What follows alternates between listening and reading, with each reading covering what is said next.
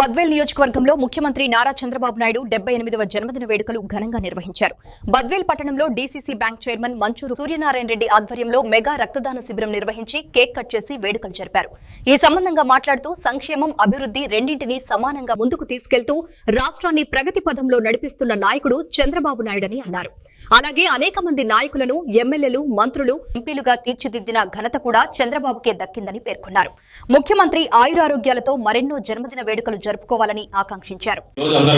Celebration జరుపుకుంటున్నాం.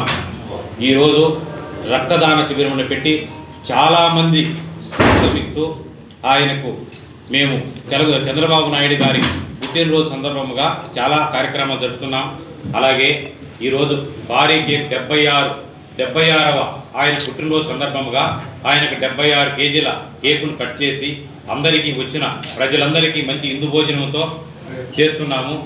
అలాగే మన యొక్క నాయకుడు చంద్రబాబు నాయుడు గారు 76వ జన్మదినం జరుపుకుంటున్నాం. ఈరోజు ఈ యొక్క జన్మదినం ఆయన 1950వ సంవత్సరము ఏప్రిల్ 20వ తారీఖున ఒక చంద్రగిరి మండలం నారావారిపల్లిలో జన్మించడం జరిగింది.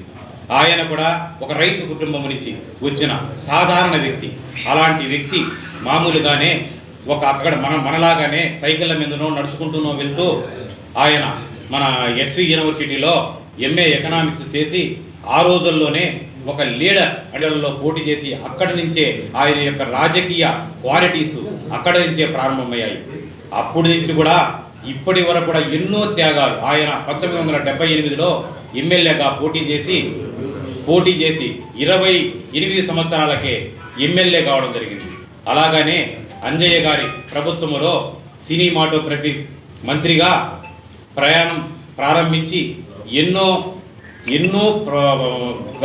ఎన్నో విషయాల్లో ఆయన చాలా పాటుపడి ఎన్నో కార్యక్రమాలు చేసి చిన్న వయసులోనే పెద్ద నాయకులతో, ఆనాటి కాంగ్రెస్ ప్రభుత్వంలో వంటి ఇందిరాగాంధీ కానీ అలాంటి గొప్ప నాయకులతో వాళ్ళతో వారి యొక్క రాజకీయ చతురతను ప్రదర్శిస్తూ అలాగే 1983వ సంవత్సరంలో తెలుగుదేశం పార్టీలో చేరడం జరిగింది. తెలుగుదేశం పార్టీలో జరిగిన తర్వాత కూడా వాళ్ళ మామ పార్టీ పెట్టిన తర్వాత పార్టీ పెట్టక ముందు కూడా ఆయన కాంగ్రెస్లోనే పోటీ చేశారు. కాంగ్రెస్లో పోటీ చేసి ఓడిపోయిన తర్వాత మరలా ఎన్టీ రామారావు గారు పార్టీ పెడితే ఆ పార్టీలో చేరి ఆ పార్టీలో కూడా ఆయన యొక్క రాజకీయ చతురతతో ఎన్టీ రామారావు గారిని